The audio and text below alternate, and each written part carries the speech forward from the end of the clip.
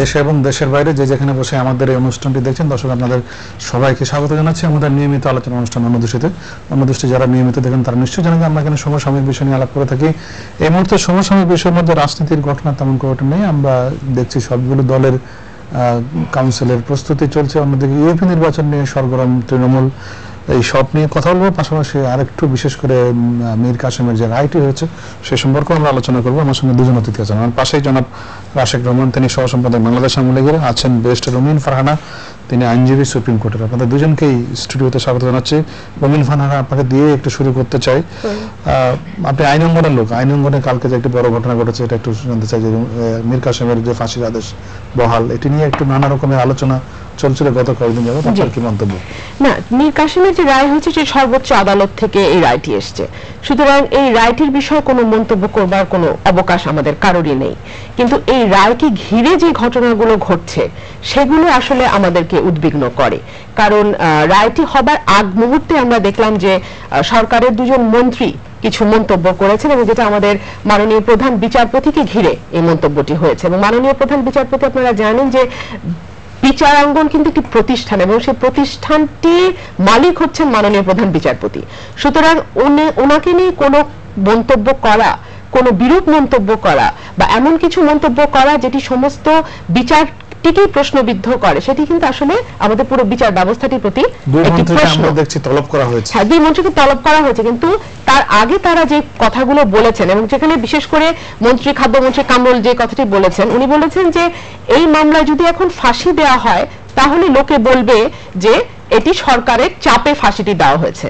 কিন্তু পরবর্তীতে কিন্তু আমরা দেখলাম যে মামলায় রায় ফাঁসি দেওয়া হয়েছে এবং ওনাদের যে বক্তব্য সেটাকে আমাদের অ্যাটর্নি জেনারেল সাহেব বলেছেন যে অসাংবিধানিক।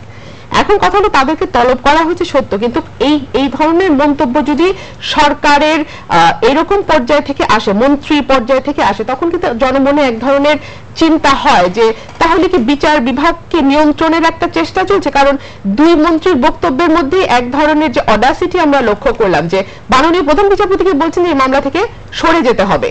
তো এই ধরনের মন্তব্য তো আসলে এই সরকার আসার আগে আমরা কখনো কোনো বিচারপতি সম্পর্কে কিন্তু শুনিনি। এই সরকারের সময় আমরা আস্তে আস্তে দেখলাম যে প্রথমে দেখলাম একজন অবসর প্রাপ্ত বিচারপতি অবসরে যাবার পরপরই মাননীয় প্রধান বিচারপতি সম্পর্কে এমন সব মন্তব্য করা শুরু করলেন যেটা আমরা সাধারণ নাগরিক কল্পনাও করতে পারি না। কারণ একটা সময় ছিল, দেখেন, যখন বিচারালয় এই শব্দটি বা আদালত এই শব্দটি উচ্চারণ করতেও মানুষ ভয় পেত। কারণ এমন একটা অবস্থা তৈরি করে রাখা হয়েছিল যে এটার কোনো গ্রহণযোগ্য সমালোচনাও করা যেত না, কোনো ন্যায্য সমালোচনাও করা যেত না, কোনো যুক্তিযুক্ত সমালোচনাও করা যেত না, বা এটা কি করে বেটারমেন্টের দিকে নিয়ে যাওয়া যায় বা এটা এই সম্পর্কে কোনো কথাই বলা যেত না। আমরা দেখতাম যে যেই অবসর সম্প্রতি বিচারাঙ্গনকে এতটা কলঙ্কিত করেছেন, তিনি সবচেয়ে আগে তাকে ডেকে নিয়ে যেতেন, আদালতে তলব করতেন এবং আদালত অবমাননার জন্য তাকে দাঁড়িয়ে থাকতে হতো। এবং এরকম আমরা বহু সম্মানিত ব্যক্তিকে দেখেছি ওনার কোর্টে দাঁড়িয়ে থাকতে। উনি যখন আবার অবসরে গেলেন, উনি প্রধান বিচারপতিকে নিয়ে এবং শুধু তার ওনাকে পার্সোনালি অ্যাটাক করা শুরু করলেন, পাবলিকলি অ্যাটাক করা শুরু করলেন, মিডিয়ার সামনে অ্যাটাক করা শুরু করলেন, টক শোতে অ্যাটাক করা শুরু করলেন। অর্থাৎ সমস্ত বিচার ব্যবস্থাটিকে এক ধরনের প্রশ্নবিদ্ধ করে ফেলা হয়েছে এর মধ্যে দিয়ে। সুতরাং মীর কাসেমের রায়কে আলাদাভাবে এখানে মন্তব্য করবার কিছু নাই, কিন্তু সমস্ত বিচার প্রতিষ্ঠানটিকে যেভাবে কলঙ্কিত করা হয়েছে সেটা নিয়ে বোধহয় কথা বলবার অবকাশ আছে। এই প্রসঙ্গে একটু রাশেক রহমান আপনার কাছে জানতে চাই, আমরা দেখলাম দল থেকেও সন্তোষ প্রকাশ করা হয়েছে এবং আইনমন্ত্রী অন্যান্যরাও সন্তোষ প্রকাশ করেছেন। আমি একজন রাজনৈতিক কর্মী এবং এই দেশের নাগরিক হিসেবে মনে করি যে কোনো অবস্থাতেই সর্বশেষ বিচারের যে জায়গা আমাদের সুপ্রিম কোর্ট আদালত অথবা কোনো পর্যায়ে আদালতকে কোনোভাবে কোনো বিতর্কের সম্মুখীন করা উচিত না। তবে যেই ঘটনা দিয়ে আপনি রুমিন ফারহানার সাথে শুরু করলেন প্রোগ্রামটি, সেই ঘটনার মধ্যে দিয়ে একটা জিনিস প্রমাণিত হয়েছে। আমি ইতিবাচক মানুষ, ইতিবাচক জিনিসগুলো দেখি। সেটা হচ্ছে আমাদের রাজনৈতিক বাস্তবতাই বলুন, আমাদের রাজনৈতিক ধারাবাহিকতাই বলুন, বিশেষত বাংলাদেশ আওয়ামী লীগ যে সরকার, সে সরকারের বিরোধী শক্তি বিএনপি, তারা এতদিন ধরে প্রমাণ করার জন্য উঠে পড়ে লেগেছিলেন যে বিচার ব্যবস্থা বা বিচারিক আদালতগুলো নাকি স্বাধীন নয়। আমি শুধু সম্মানিত দর্শকদেরকে এতটুকুই বলতে চাই যে মাননীয় প্রধান বিচারপতি বাংলাদেশ সরকারের অন্যতম দুইজন সবচেয়ে প্রভাবশালী মন্ত্রীকে সমন বা তলব করার মধ্য দিয়ে এটাই প্রমাণিত করেছেন যে সরকার তার নিজ সত্তা নিয়ে চলবেন এবং বাংলাদেশের স্বাধীন বিচার বিভাগ তার নিজ সত্তা নিয়ে চলবে। সুতরাং সরকারের পক্ষ থেকে কোন রকম কোন হস্তক্ষেপ নাই। আর একটু ফিলসফিক্যাল প্লাস প্রায়োগিক দিক, এই দুটি দিক থেকে যদি আপনি দেখেন, তাহলে আমি মনে করি মাননীয় খাদ্যমন্ত্রী এবং মাননীয় মুক্তিযোদ্ধা মন্ত্রীর যেই বক্তব্য, সেই বক্তব্য আমি একমত না, যেই বক্তব্য, সেই বক্তব্যের মধ্যে এটাও আরো প্রমাণিত হয় যে সত্যিকার অর্থেই সরকারের কোন রকম কোন নিয়ন্ত্রণ আমাদের বিচারিক ব্যবস্থার উপরে নাই।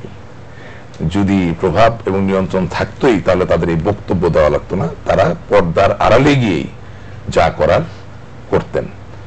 এবং আমি এটাও বলতে চাই যে আমাদের মাননীয় প্রধানমন্ত্রী জননেত্রী শেখ হাসিনা আজ অবধি কোনোদিনও আমাদের স্বাধীন বিচার ব্যবস্থা, তার প্রধান বিচারপতি, তাদের কাউকে নিয়ে কোনো রকম কোনো কটু মন্তব্য করেননি।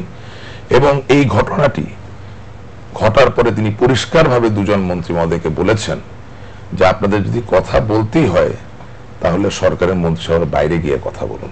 ইটস এ ক্লিয়ার ইন্ডিকেশন যে সত্যিকার অর্থে বাংলাদেশের প্রধানমন্ত্রী, বাংলাদেশ সরকার তার অবস্থানটা কি, এটা নিয়ে কথা বলার কোনো সুযোগ নেই। তবে আমি এই জায়গায় একটু বিনয়ের সাথে দ্বিমত পোষণ করি।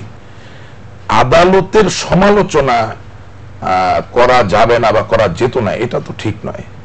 আপনি গঠনমূলক কোনো উপদেশ যদি আপনার থাকে, আমার মনে হয় না বাংলাদেশে এমন কোনো দৃষ্টান্ত আছে যেখানে আদালত আপনাকে ডেকে কন্টেম্প্ট করেছে। আপনি গঠনমূলক কোনো আপনার অবজারভেশন বা পর্যবেক্ষণ তুলে ধরেছেন একজন সুনাগরিক হিসাবে, সেখানে আদালত আপনাকে কন্টেম্প্ট রুল জারি করে তলব করেছে, এই ধরনের কোনো দৃষ্টান্ত আসলে সত্যিকার অর্থে নাই।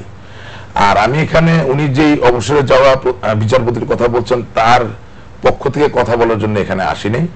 আমি শুধু এতটুকুই বলতে পারি যে উনি যখন তার চাকরিরত অবস্থায় ছিলেন তিনি অনেক যুগান্তকারী রায়ও দিয়েছেন, আবার অনেক বিতর্কেরও সৃষ্টি করেছেন। আজকে তিনি আর এখানে নাই। ওনার একটা ব্যক্তিগত পর্যায়ের ফিউড আমাদের চিফ জাস্টিস, প্রধান বিচারপতির সাথে ছিল। বরঞ্চ বাংলাদেশের রাজনীতিকরণের খারাপ যেসব উদাহরণ আছে তার সবচেয়ে বড় উদাহরণ হচ্ছে এই দুইজনের ব্যক্তিগত যে ফিউড, সেটাকে ঘিরে আমাদের দলের ওই বিরোধী শক্তি, অপশক্তি, কালো শক্তি, যারা পেট্রোল বোমা নাশকতার রাজনীতি করে, তারা কিন্তু চেষ্টা করেছিল সুযোগ নেওয়ার। এবং কিছু কিছু গণমাধ্যমে এটা ফুটে উঠেছে যেখানে তারা বলেছিলেন প্রধান বিচারপতিকে যে আপনি যাই করবেন, যাই করছেন, আমরা আপনার সাথে আছি। সেটা দেশের সামগ্রিক কল্যাণের জন্য নয়, তারা চিন্তা করছিলেন যে এর মধ্য দিয়ে যদি একটা বিশৃঙ্খলা সৃষ্টি করা যায় এবং তার মধ্য দিয়ে নিজ ক্ষীণ স্বার্থ, ক্ষমতার লিপসাকে যদি চরিতার্থ করা যায়, সেই সুযোগটা নেওয়ার জন্য তারা এই ভূমিকায় ছিলেন। বাংলাদেশের সমস্যা হচ্ছে যে আমরা যখন যেটা আমাদের সুবিধা হয় তখন সেটা আমরা বলি, কিন্তু আমি ইতিবাচক হইতে চাই না। এবং আজকে আপনি দেখেন বাংলাদেশের 44 বছরের ইতিহাসে কোনোদিন আপনি শুনবেন না যে দুজন পূর্ণ মন্ত্রী, কেন এমনকি প্রতিমন্ত্রী বা উপমন্ত্রীকেও কন্টেম্প্ট রুল ইস্যু করে তলব করা হয়েছে কোনো কোর্টে। এটা তো যুগান্তকারী ব্যাপার, বাংলাদেশের মানুষের খুশি হওয়া উচিত। হ্যাঁ, একটা খারাপ ঘটনাকে কেন্দ্র করে হয়েছে, কিন্তু খারাপের ভিতর থেকে অনেক ভালোটা বের হয়। এবং সেটাকে যদি আমি অ্যাপ্রিসিয়েট করতে না শিখি, সেটাকে আমি আলিঙ্গন করতে না শিখি, তাহলে ইংরেজিতে একটা কথা আছে রিইনভেন্টিং দ্য হুইল, অর্থাৎ চাকা প্রতিদিন নতুন করে আপনাকে আবিষ্কার করতে হবে। সেই জায়গায় তো আমরা থাকতে চাই না, আমরা তো অনেক দূর এগিয়ে এসেছি।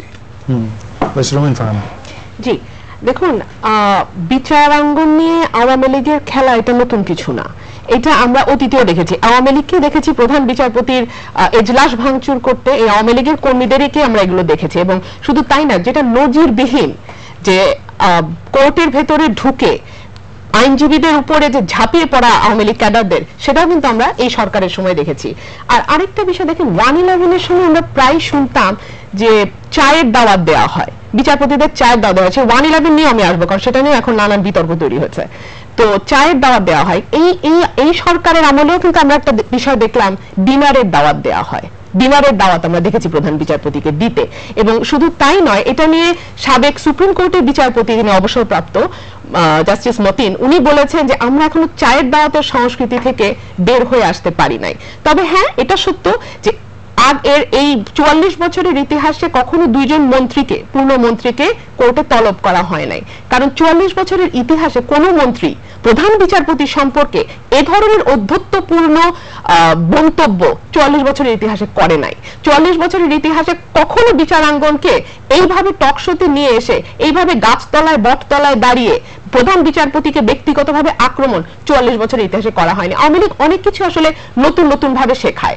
যেমন ধরেন 111-এর বিষয়টাই ধরেন, যেটা নিয়ে সাংবাদিক মাহফুজ আনামের বিরুদ্ধে এখন আমি 75টা পর্যন্ত হিসাব দেখেছিলাম, তারপরে আমি আর জানি না, বোধহয় 100-র উপরে মামলা ছাড়িয়ে গেছে এবং কয়েকশো কোটি টাকার মামলা বর্তমানে মানহানির মামলা তার বিরুদ্ধে আছে।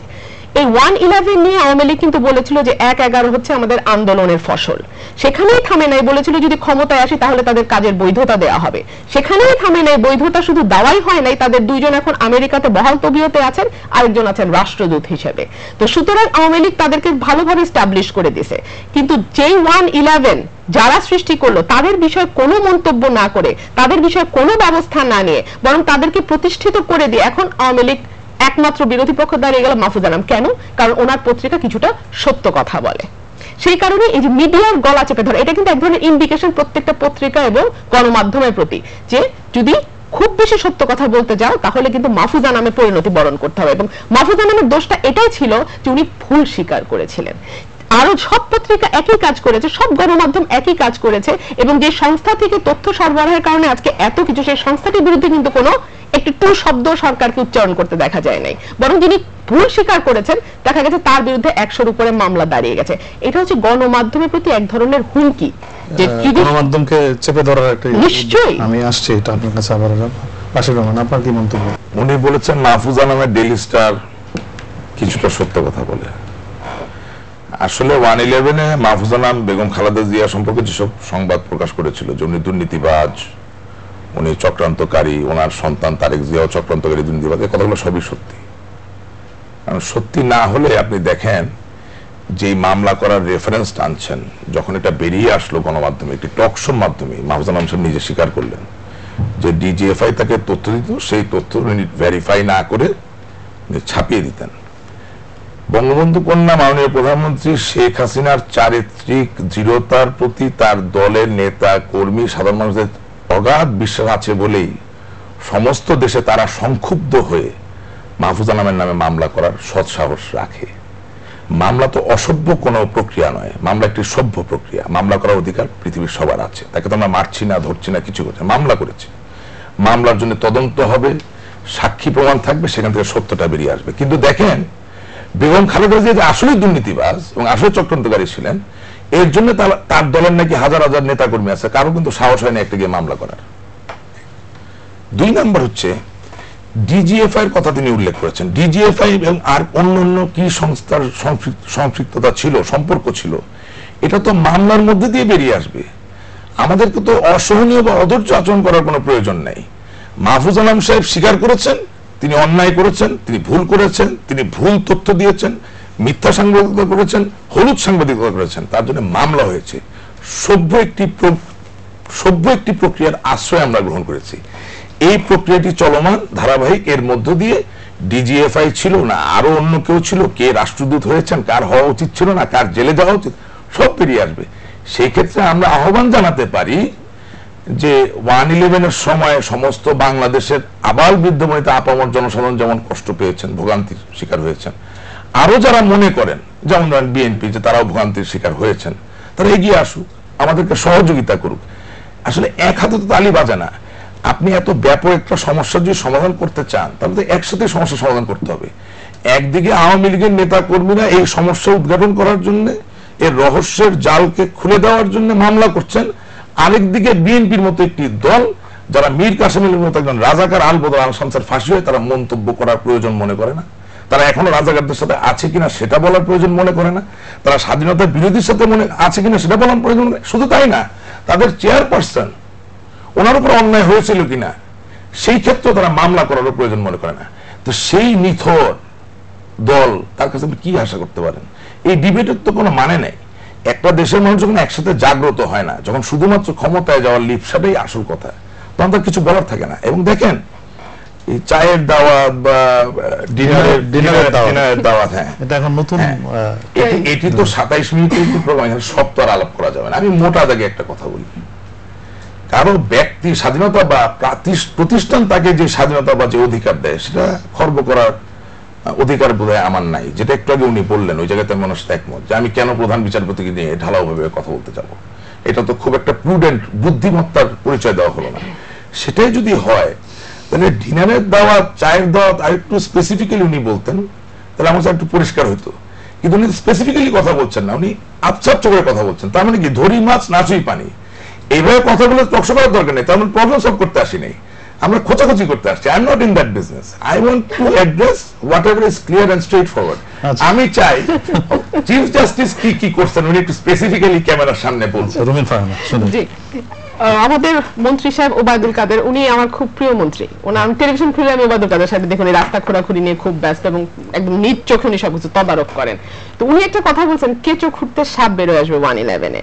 এখন কথা হলো যে আমরা যদি এখনো ইউটিউব খুলি, কে সাপ কে কেঁচো, কে সাপ কে কেঁচো, এটা তো এই যে আবার খুবই ধোঁয়াশে কথা, এটাও আমরা ঠিক যদি বুঝি না। কিন্তু আবার যদি ইউটিউব খোলেন তাহলে আপনি দেখবেন যে ওই সময় আওয়ামী লীগের যে নেতা নেত্রী যারা এখন আবার ক্যাবিনেটেও আছেন, তারাও কিন্তু তাদের নেত্রী সম্পর্কে এখনো কুৎসিততম কথা নাই যা তারা বলেন নাই। চাপে বলুক আর শতপ্রণোদিত হয়ে বলুক, তারা কিন্তু বলেছেন এবং তাদের বিরুদ্ধেও কিন্তু আজ পর্যন্ত কোনো ব্যবস্থা নিতে দেখি নাই আমরা, বরং তাদেরকে উল্টা পুরস্কৃত করা হয়েছে। এখন মাঝখান দিয়ে শুধুমাত্র স্কেপগোট হয়ে গেছেন আমাদের মাহফুজ আনাম সাহেব। আর মানহানি এবং রাষ্ট্রদ্রোহিতা এই দুটো মামলা বিশেষ করে হয়েছে ওনার বিরুদ্ধে। তো একজন আইনজীবী হিসেবে আমি এইটুকু বলতে পারি যে মানহানির মামলা শুধু তিনিই করতে পারেন যার মানের হানি হয়েছে। তো এখন এই ক্ষেত্রে শুধুমাত্র বোধহয় মাননীয় প্রধানমন্ত্রী শেখ হাসিনা ছাড়া এখানে আর কারো মামলা করবার কোনো সুযোগ না। অর্থাৎ ওনার পক্ষ থেকে ওনার নেতা কর্মী সমর্থক গোষ্ঠী সংগঠন কারোরই কিন্তু এখানে আসলে মামলা করবার আইনগতভাবে এখানে কোনো সুযোগ না। দ্বিতীয়ত হচ্ছে রাষ্ট্রদ্রোহিতা। এখন আপনি যদি রাষ্ট্রদ্রোহিতার সংজ্ঞা দেখেন, এটা দুই জায়গায় সংজ্ঞায়িত করা আছে। একটা সংবিধানে বলা আছে 7 ক ধারায়, আরেকটা বলা আছে আপনার পেনাল কোডে 124-এ। তো দুইটার কোনোটার মধ্যে যদি আপনি সংজ্ঞা হিসেবে দেখেন, তার কোনোটার মধ্যে কিন্তু আপনি রাষ্ট্রদ্রোহিতাকে ফেলতে পারবেন। ওনার ওই সময়কার যে কার্যক্রম, ওনার ওই সময়কার কার্যক্রমকে যদি আপনাকে অফেন্সের মধ্যে আনতে হয় তাহলে আপনাকে অফেন্সের ইনগ্রেডিয়েন্ট গুলো অবশ্যই প্রমাণ করতে হবে। কিন্তু আপনি যদি দেখেন তাহলে এটা হচ্ছে রাজনৈতিক উদ্দেশ্য প্রণোদিত মামলা, এটা সবাই বোঝে। এটা হচ্ছে নেত্রীকে খুশি করবার জন্য, যে কোনো মূল্যে নেত্রীর কাছাকাছি যাবার জন্য এটা এই ধরনের রাজনৈতিক মামলা বলে মনে করছেন হয়েই থাকে।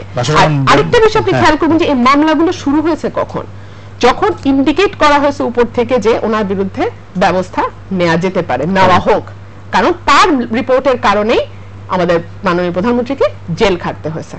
আচ্ছা, আশিক রহমান আপনার কি মনে হয় বিষয়টা? আমি একটু কনফিউজ, একটু বিভ্রান্ত। রুমিন ফারহানা কি বিএনপির পক্ষে কথা বলছেন না মাহফুজ আনামের পক্ষে কথা বলছেন?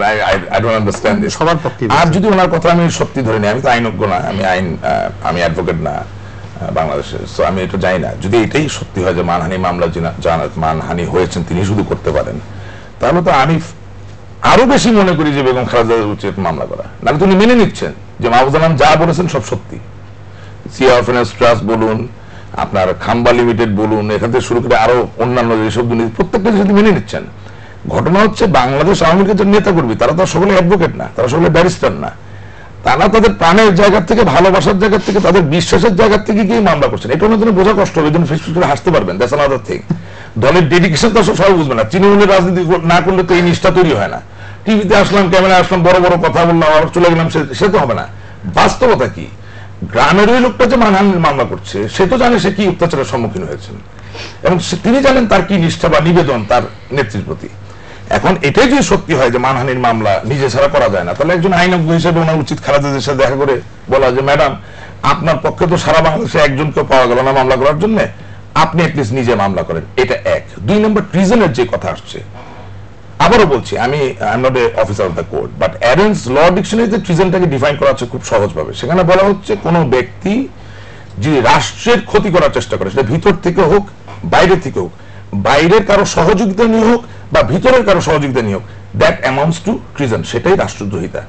এখন মাহফুজ আনাম সাহেব বা ওই শ্রেণীর মানুষদেরকে কেন রাষ্ট্রদ্রোহ মামলায় আনয়ন করা হচ্ছে, আমি আমার স্বল্প জ্ঞানে যতটুকু বুঝি, একটি রাজনৈতিক প্রক্রিয়ার মধ্যে চলবে, গণতান্ত্রিক প্রক্রিয়ার মধ্যে চলবে। কোন ব্যক্তি যদি জেনে শুনে সেই দেশে বিরাজনীতিকরণের সংস্কারের প্রচলন করতে চান এবং আমরা যে গণতন্ত্রকে চিনি সেই গণতন্ত্রকে ব্যাহত করতে চান, তাহলে অবশ্যই সেটা রাষ্ট্রদ্রোহ সামিল হবে। এটাই হওয়ার কথা, দ্যাটস কমন সেন্স। আমি বুঝতে পারছি না, মানে বাংলাদেশ তো was founded on the fact যে আমরা ডেমোক্রেটিক হব এবং মেজর জেনারেল জিয়াউর রহমান নাকি ডেমোক্রেটিক ছিলেন। তাহলে মাহফুজ আনামের মতো একজন লোক যদি -2 ফর্মুলা নিয়ে আগান, যে দেশের মানুষ গণতন্ত্রকে এত ভালোবাসেন এবং সেখানে হঠাৎ করে রাজনীতিবিদ সবাই খারাপ, এবং রাজনীতিবিদ সবাই খারাপ মানে কি, খালেদা জিয়াও খারাপ, সেই জায়গায় যদি তিনি যান, তার মানে কি তিনি কি আসলে দেশের মূল চাইছেন? কিন্তু দেশের মূল বিশ্বাসের জায়গা, কাঠামোর জায়গাটা ভেঙে দিতে চাচ্ছেন, তাহলে রাষ্ট্রদ্রোহ হবে না কেন? এখন এই ব্যাপারটা বুঝতে পারার জন্য নিশ্চয়ই আমার থেকে অনেক বেশি বিজ্ঞ মানুষের প্রয়োজন। আমি আমার অল্প বুঝি, আমি এতটুকু বুঝি। আর আরেকটা জিনিস আমি বলতে চাই যে ইউটিউবের যে ক্লিপসের কথা বলছেন, ইউটিউবে কিন্তু কর্নেল ফারুক রশিদের ইন্টারভিউ আছে, সেখানে মেজর জেনারেল জিয়াউর রহমান কিভাবে বঙ্গবন্ধু হত্যাকাণ্ডের সাথে জড়িত ছিলেন সেটাও কিন্তু আছে। মুফতি হান্নানের ইন্টারভিউ কিন্তু আছে, সেখানে তারেক জিয়া তৎকালীন স্বরাষ্ট্র প্রতিমন্ত্রী বাবর সাহেব কিভাবে গ্রেনেড সাপ্লাই দিলেন সেটাও কিন্তু আছে, অনেক কিছু আছে। সুতরাং ইউটিউব দ্বারা আগাতে চালে অনেক আগানো যায়, অনেক কিছু বেরিয়ে আসবে। আর আরেকটা জিনিস ওনাকে আমি ওনার জ্ঞাতার্থে জানাতে চাই, ইউটিউবে যাদের কথা বলেছেন তারা কেউ বোধহয় বর্তমানে কোনো মন্ত্রিসভায় নাই, একটু ভুল হচ্ছে বোধহয়। আচ্ছা ঠিক আছে, এটা তো জানতে চাইবো, ওনার বড় বক্তব্যের জবাব দিবেন। পাশাপাশি একটু রাজনৈতিক দলগুলোর কাউন্সিল নিয়ে একটা প্রস্তুতি চলছে, এটা নিয়ে যদি একটু আপনি আলোকপাত করেন। আপনার লাস্ট প্রোগ্রামে আমি কাউন্সিল নিয়ে কথা বলেছিলাম যে কাউন্সিলের দিন ঘনিয়ে আসছে এবং সেই সাথে ইউনিয়ন পরিষদ নির্বাচনের সময়ও কিন্তু ঘনিয়ে আসছে এবং প্রায় খুব কাছাকাছি সময় দুটি হচ্ছে। তো কাউন্সিলের ব্যাপারে যেটা বলবো যে বিএনপির তো দীর্ঘ সময় বিএনপি ক্ষমতার বাইরে এবং এই দীর্ঘ সময় ধরে যারা রাজপথে ছিলেন, যারা বিএনপিকে ধরে রেখেছেন এবং এত অত্যাচার নির্যাতনের পরেও বাংলাদেশের কোনো রাজনৈতিক দলের উপরে এত ঝড় যায়নি গত 8 বছরে বিএনপির উপর দিয়ে যে ঝড় গেছে। বিএনপি বলতে তো শুধু বিএনপি একটি সংগঠন আর কি, এটা তৃণমূলের যে নেতাকর্মী আছে তাদের উপর দিয়ে যে ঝড়টা গেছে, আমি বিশ্বাস করব যে তাদেরকে এবার সঠিকভাবে মূল্যায়ন করা হবে, নিশ্চয়ই করা হবে। এবং this is an acid test আমি বলবো বিএনপির জন্য। আমি একদম খুব পরিষ্কার ভাবে বলতে চাই এই সময় তার নিজের বন্ধুকে তার চিনে নিতে হবে। বিএনপির অভিযোগ যে বিএনপির কাউন্সিলকে ভণ্ডুল করার চেষ্টা করছে সরকার, এই অভিযোগটি কেন মনে হচ্ছে আপনার? এই অভিযোগটি কারণ হচ্ছে দেখুন শুরু থেকে কিন্তু বিএনপিকে জায়গা দেওয়া নিয়ে এক ধরনের জটিলতা, যদি গণপূর্ত পারমিশন দেয় তাহলে বিএনপি পারমিশন দিচ্ছে না, এইসব নানান কারণে এই ধরনের কথা সৃষ্টি হচ্ছে। এবং যদি যতক্ষণ পর্যন্ত এই কাউন্সিলটি সুসম্পন্ন হচ্ছে, ভালোভাবে শেষ করতে পারছে বিএনপি, ততক্ষণ পর্যন্ত আমি এই শঙ্কা তো থেকেই যাবে বিএনপি নেতাকর্মীদের মনে, কারণ 8 বছরের দীর্ঘ ইতিহাস তো খুব পজিটিভ ইতিহাস নয়। আর আরেকটি কথা হচ্ছে যে গণতন্ত্র নিয়ে যখন আওয়ামী লীগের কেউ কথা বলে তখন আমি সত্যি আমি হেসে ফেলি আর ভিতর থেকে আমার হাসিটা চলে আসে যে গণতন্ত্র আওয়ামী লীগের মুখে, এটা কি ধরনের কথা? কারণ আওয়ামী লীগ যখন জীবনের প্রথম স্বাধীনতার পরে ক্ষমতায় এসেছিল তখন এই আওয়ামী লীগের হাত ধরে বাকশাল প্রতিষ্ঠিত হয় এবং সমস্ত পত্রিকা বন্ধ করে দিয়ে 4টি পত্রিকা রাখা হয়। এবং এবার খুব স্মার্ট ওয়েতে, খুব ডিজিটাল ওয়েতে একই কাণ্ড কিন্তু আওয়ামী লীগ এবারও করে যাচ্ছে। আমরা বারবারই বলি যে 153টি আসনে নাকি বিনা প্রতিদ্বন্দ্বিতা, 153টি আসনে তো না, 300টি আসনে আওয়ামী লীগ আছে এবং 300টি আসনে বিনা প্রতিদ্বন্দ্বিতা আওয়ামী লীগ আছে। আপনি দেখেন গত 5 জানুয়ারি নির্বাচনের পর থেকে যতগুলো বিল সংসদে এসছে তার একটিতেও না ভোট পড়েনি। এটা একটা অদ্ভুত ব্যাপার। অর্থাৎ একই সঙ্গে জাতীয় পার্টি হিসাবেও দোদুল্যমান, আবার একই সঙ্গে তারা আওয়ামী লীগে আছে। তাদের নেতা কর্মীরাই বলছে যে আমরা ভোট দিলে লাঙ্গলে ভোট দিতে যাব কেন, কারণ লাঙ্গলা নৌকা তো একই, তার চেয়ে ক্ষমতা আছে নৌকাকে আমরা ভোট দিব। এটা তাদেরই নেতা কর্মীদের কথা।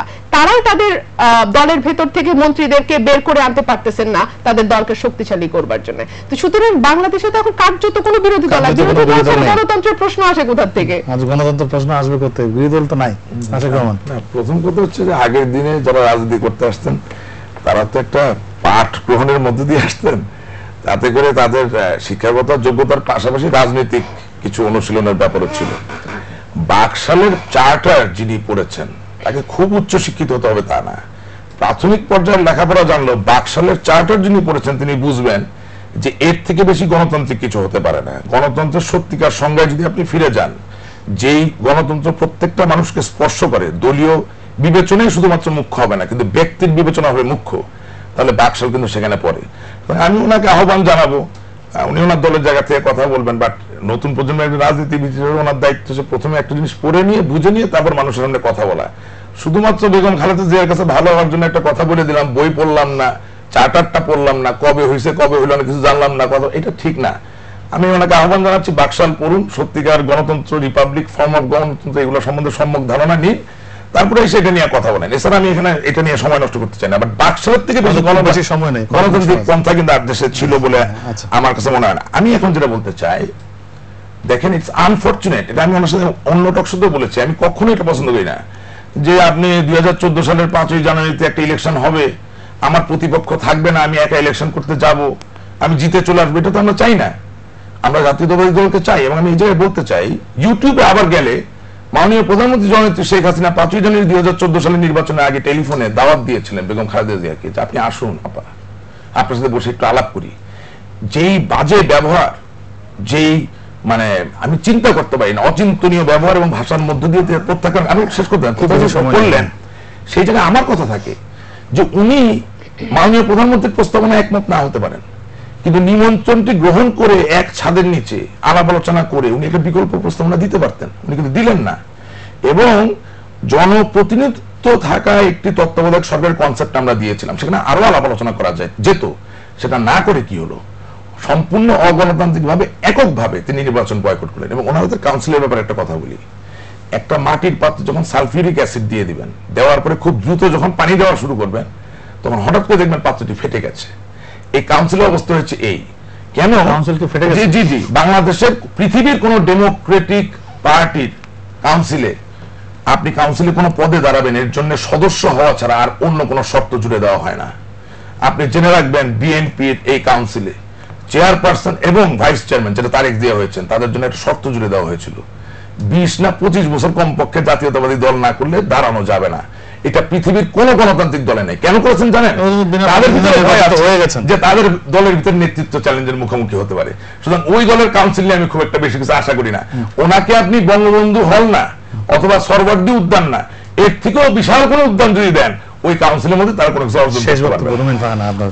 ওনার শেষ বক্তব্যে আমি ভয় পাচ্ছি যে সরকার কি চেষ্টা করছে কাউন্সিলটি ভঙ্গুর করে দেওয়ার। আমার কিন্তু তাই মনে হচ্ছে যে সরকার কোনোভাবেই এটাকে সফল হতে দিবে না বলে আমি বিশ্বাস করি। আর আরেকটা বিষয়, একটি দল তার নেতাকর্মী বা তার পদের জন্য কি শর্ত আরোপ করবে সেটা সেই দলের পূর্ণ স্বাধীনতা। সে কিভাবে নেতাকর্মীকে নিয়ে আসবে, কোন ক্রাইটেরিয়া দিয়ে নিয়ে আসবে, সেটা সেই দলের বিষয়। সেই ব্যাপারে তো অন্য কোনো দলের অন্য কোনো নেতাকর্মীর মন্তব্য করবার তো কোনো অবকাশ নেই। এটা এক ধরনের অডাসিটি এবং এটা রাজনৈতিক শিষ্টাচার বহির্ভূত বিষয় আমি মনে করি। সুতরাং বিএনপির কাউন্সিল কি করে হবে সেটা বিএনপি বুঝবে। দেখুন, আমি যখন কথা বলছি উনি কিন্তু কথা বলেছে, এটা হচ্ছে রাজনৈতিক শিষ্টাচার বহির্ভূত আচরণ। এটা আওয়ামী লীগের সর্বোচ্চ থেকে শুরু করে আপনি একেবারে নেতাকর্মী পর্যায়ে চলে যান, রাজনৈতিক শিষ্টাচার একটি বিষয় যেটার সাথে আওয়ামী লীগের কোনো কালই কোনো পরিচয় ছিল না। তাদের যা মুখে আসে তারা তাই বলে, যা বিশ্বাস করে তা বলে না, যা করে সেটা তারা বলে না। আচ্ছা, শেষ বক্তব্য আপনার। বাকশালের আলাপ হবে, আওয়ামী লীগের আলাপ হবে, বাংলাদেশের কি হওয়া। আরেকটা বিষয় আমার কাছে একটা প্রশ্ন আছে যে উনি বলেছেন যে বাকশাল হলো গণতন্ত্র, এটা যদি উনি আমাকে একটু বুঝিয়ে বলেন, কারণ আমি তো বুঝি নাই। ইনশাআল্লাহ আমি আপনাকে আপনি ইমেল অ্যাড্রেস দিয়েন, বাকশালের চার্টার পাঠাবো। আমি করতে হবে, আমি 16 কোটি মানুষ জানতে চাই। শুনেন, ইটস নট মাই রেসপন্সিবিলিটি আপনাকে পড়ান, আপনি তো 16 কোটি মানুষ জানে, আপনাকে জানা থাকা দরকার। 16 কোটি মানুষকে নিয়ে চিন্তা করেন না, আগে নিজে একটা জিনিস পড়েন, বুঝেন, তারপরে কথা বলেন। আমি একদিন অন্য অনুষ্ঠান থেকে ভালো করে বুঝাই দেবো, তো শেষ মুহূর্তে আমার কথাটা বলতে দেন। হ্যাঁ, আওয়ামী লীগ নিয়ে কথা বলা যাবে, বাকশাল নিয়ে কথা বলা যাবে, দেশ নিয়ে কথা বলা যাবে, পৃথিবী নিয়ে কথা বলা যাবে, কিন্তু আমি যখন এই দেশের নাগরিক হিসেবে যতই আমি আওয়ামী লীগ করি, আমারই দেশের একটা রেজিস্ট্রিকৃত নিবন্ধিত স্বীকৃত দলের সম্বন্ধে কোনো সমালোচনা করব, সেটা হয়ে যাবে অরাজনৈতিক বক্তব্য। গণতন্ত্র আসলে কোথায়, গণতন্ত্রের সংজ্ঞা কি? আমি শুধু ধরিয়ে দিয়েছি যে পৃথিবীর কোন গণতান্ত্রিক দলে কাউন্সিল করার সময় সভাপতি বা সহসভাপতি নির্বাচনের ক্ষেত্রে শুধুমাত্র সদস্য হওয়া ছাড়া আর অন্য কোনো শর্ত প্রয়োজন হয় না। উনি এটা জানেনও না, কারণ তো দলের করেও নাই। জাতীয়তাবাদী দল এইবার তারা নিজেরা দরজা বন্ধ করে এই নিয়ম করেছেন যে 25 বছর বা 20 বছর আপনি বিএনপি না করলে আপনি পদে দাঁড়াতে পারবেন না। এটা পৃথিবীর কোথাও নেই। এটা যদি থাকতো তাহলে মাহাতির মোহাম্মদ মালয়েশিয়ার প্রাইম মিনিস্টার হতে পারতেন না। এটা যদি থাকতো তাহলে হিটলার কোনোদিন জার্মানির চ্যান্সেলর হতে পারতেন না নির্বাচনের মধ্যে দিয়ে। এটা যদি থাকতো তাহলে আব্রাহাম লিঙ্কন কোনোদিন মার্কিন যুক্তরাষ্ট্রের রাষ্ট্রপতি হতে পারতেন না। এবং এই যে গ্লোবাল একটা চল প্র্যাকটিস একটা ডেমোক্রেটিক দলে, এরা সম্পূর্ণ ব্যত্যয় ঘটিয়েছেন, এর বলাৎকার সংগঠিত হয়েছে, একে হত্যা করা হয়েছে নির্মমভাবে এই জাতীয়তাবাদী দলের মধ্যে দিয়ে। সেটার কথা আমরা বলতে পারবো না, আমাদের মুখ বন্ধ, টেপ লাগা। আমরা কথা বললে দোষ। আমার প্রত্যেকটি দলের স্বাধীনতা আছে, তারা তাদের নেতাকর্মী কিভাবে নির্বাচন করবে সেটা নিজস্ব ব্যাপার, সেটা নিয়ে অন্য কোন দলের মন্তব্য করাই শিষ্টাচার বহির্ভূত। আর অগণতন্ত্র, আবারও একই কথা আসছে, বিরাজনীতিকরণ এবং গণতন্ত্র, এই দুটো শব্দ আওয়ামী লীগের সাথে কোনো অবস্থাতেই যায় না। যদি আপনি ভোটের অধিকারের কথা বলেন, যদি আপনি মত প্রকাশের অধিকারের কথা বলেন, যদি আপনি বাক স্বাধীনতার কথা বলেন, তাহলে আপনি হয়ে যাবেন বিএনপি জামাত স্বাধীনতার এবং যদি আপনি আওয়ামী লীগ করেন তাহলে শুধুমাত্র আপনি রাজনীতিতে আপনি মুক্তিযুদ্ধের পক্ষে। সাথে মুক্তিযুদ্ধের পক্ষ বিপক্ষ বলে একটি জাতিকে যেভাবে বিভাজিত করা হয়েছে, সেটা মুক্তিযুদ্ধের মূল যে চেতনা ছিল তারই পরিপন্থী। মুক্তিযুদ্ধের যে মূল চেতনা ছিল গণতন্ত্র, মুক্তিযুদ্ধের যে মূল চেতনা ছিল একটি জাতি গঠন, সেই একটি জাতি গঠনের পরিপন্থী রাজনীতি করছে। বিরাজনীতিকরণ আওয়ামী লীগের মতো ৪৪ বছরের ইতিহাসে কেউ করে নাই। আচ্ছা 30 সেকেন্ড আমার স্বাধীনতা বলতে যাওয়া লাগবে না। 13ই মে 2013, 5ই মে 2013 সালে হেফাজত ইসলাম যখন ঢাকায় অবস্থান নিল, 13 দফায় কি বলা হলো? আমার স্বাধীনতা দেওয়ার দরকার নেই, যে এই দেশের নারীরা গার্মেন্টসে কাজ করতে পারবে না, স্কুলে যাইতে পারবে না, কলেজে যাইতে পারবে না। শুধু তাই না, এই দেশের প্রথিতযশা প্রতিষ্ঠিত সাহসী নারী সাংবাদিকদের উপরে যখন হেফাজত ইসলাম হামলা করলো, তখন বেগম খালেদা জিয়া চুপ করিয়া থাকিলেন। এই মুক্তভাবে প্রকাশ ঘটানো, গণতন্ত্র, মানুষের অধিকার, নারীর অধিকার এবং মানবাধিকার, এইসব কথা ওনাদের মুখে সাজে না। এবং আজ অবধি কিন্তু মুখ বন্ধ। ওই কাজটা ঠিক ছিল কিনা, ওই 13 দফার সাথে তারা আছেন কিনা, যে বাংলাদেশে যেখানে গার্মেন্টস শিল্পে 70, 80, 90 লক্ষ, 1 কোটি মানুষ সরাসরি কাজ করছেন, তার অর্ধেক নারী। এই দেশের সেনাবাহিনী, পুলিশ, সব জায়গায় নারী। এই দেশের সচিবালয়ে যান, আজকে নারী। বিচারালয়ে যান, নারী। সেখানে নারীর যখন নারী দিবস ছিল, এই জন্য কথা বললাম, সেখানে নারীর অধিকার যখন খর্ব করা হয়, তখন বেগম খালেদা জিয়া তখন আর গণতন্ত্র কাজ করে না। তখন মুখে টেপ দিয়ে বসে থাকে।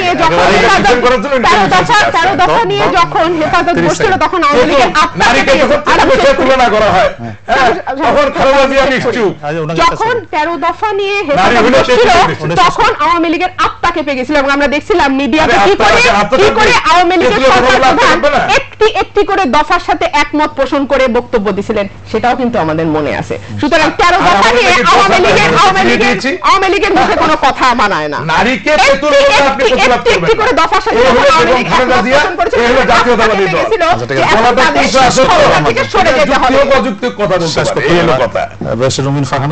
দুজনকে ধন্যবাদ জানাচ্ছি।